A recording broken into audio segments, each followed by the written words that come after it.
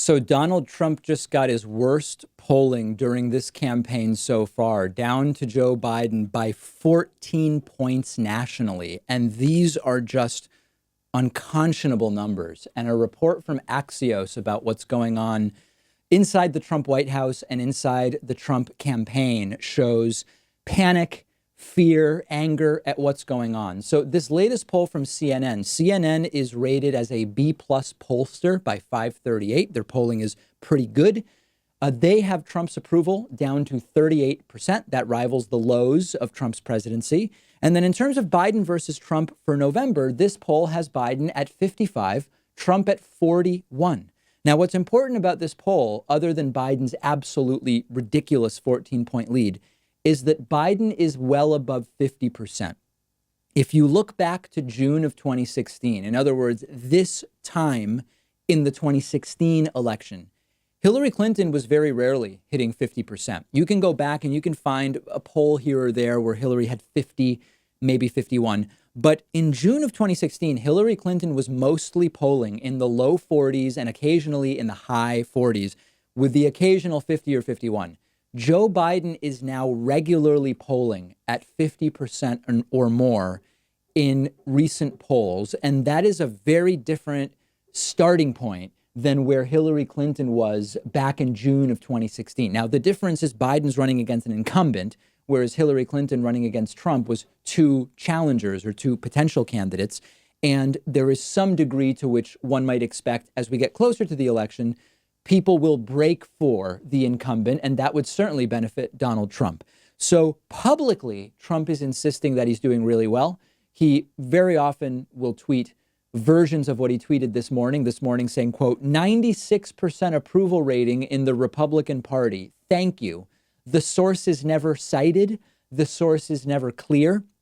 But Trump posts that all the time. And publicly, he's pretending that he's doing really well and that Joe Biden can't win unless, Democrats cheat in the fall or something like that, which is hilarious, by the way. Privately, Donald Trump's aides and advisors are coming to him and telling him, these polls don't look good and you need to do something. They know how bad the polls are. A source briefed on internal polls is calling them, quote, brutal, and seeing a major drop off in independent support. While Trump's Republican support is remaining relatively high, his Democratic support is extremely low. Independents have been shifting away from Trump significantly in the last few months. When the looting starts, the shooting starts thing that Trump said is troubling for some of Donald Trump's top aides. And clearly they know that Trump's disgustingly divisive reaction to the protests have hurt him. And they are saying Trump needs to instead give a message of hope, optimism, and unification. And from that recommendation came this idea that's now being floated about maybe Trump could give a, quote, major speech on race. Now, I have to tell you, as hilarious as a major speech on race would be from Donald Trump, I don't even know that I would cover it. Normally, I would, stream major presidential speeches, but I don't know that I would cover that. It would be merely a propaganda piece. Trump probably would barely even understand what he was reading off of his prompter. It would be calculated to try to get a few more points in a poll. And I don't even know that I would cover that speech. Now, a few insights into a Zoom call that took place with Trump's top campaign advisors. Corey Lewandowski asked the question, what is our message? Which is a relevant question. It's not clear what Trump's message is right now. They seem to settle on the idea of something like a great American comeback theme, the idea of using those misreported jobs numbers from last week to build this optimistic comeback strategy for the next 5 months. That's going to be tough because Donald Trump, on one hand, is appealing to his hardcore base with his wild and hateful and divisive rhetoric, talking about sending in the military ominous weapons. That doesn't play well with a lot of people. But if Trump switches to a unification message to try to get his polling up, it's not clear that that's going to play well with his hardcore supporters. What would be nice would be for Trump to say, hey, you know what, guys? We failed. We failed. The country has lost confidence in me, if they ever had it. We are all going to be resigning. We failed. We are failures, and I'm sorry. That's what should happen. It will never happen. They are going to have to be removed.